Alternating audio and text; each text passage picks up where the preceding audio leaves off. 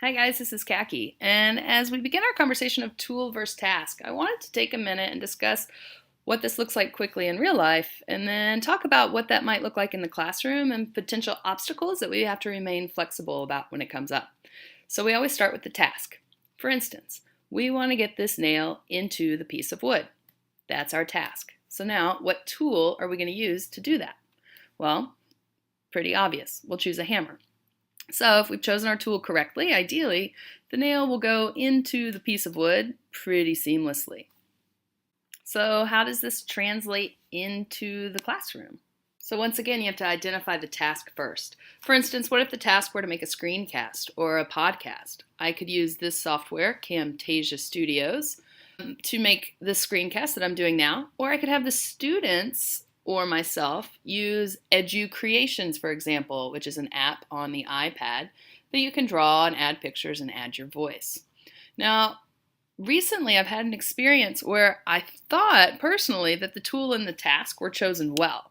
However, I quickly came to find out that I didn't really understand the tool well enough, and I had to adjust my task accordingly. The first task was students to storyboard out a situation in which they used the scientific method in everyday life.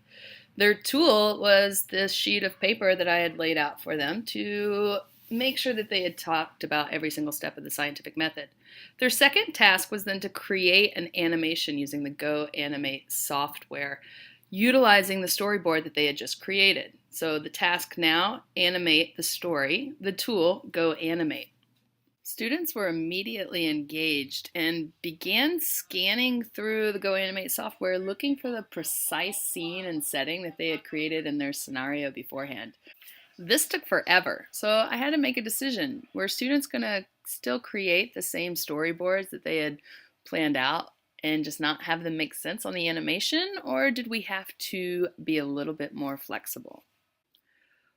As a class, what we ended up deciding to do was to free up the task a little bit. I didn't want to change the task, and I wasn't ready to change the tool. So the task became to select a scene and select the characters and create a problem based upon what they saw in the Go Animate software that they could use the scientific method to solve.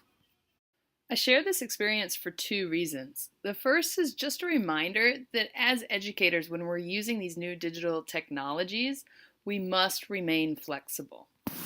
The second would be a reminder to know your tool. Don't let the tool limit your task. And remember, failure is okay, especially with these new technologies. When you fail, it's when you learn how to figure it out and you'll be successful the next time. Hello, Washington. Hello, Abe. You have a flock of pigeons on your head. Oh well, how do we get them off? What information do we have about the birds? There are 20 of them on my head, and they can be scared by loud noises. Well, I suppose if we yelled at them loud enough they would fly away. Wait, che. I seem to be losing my voice. We can shake our heads. Good idea.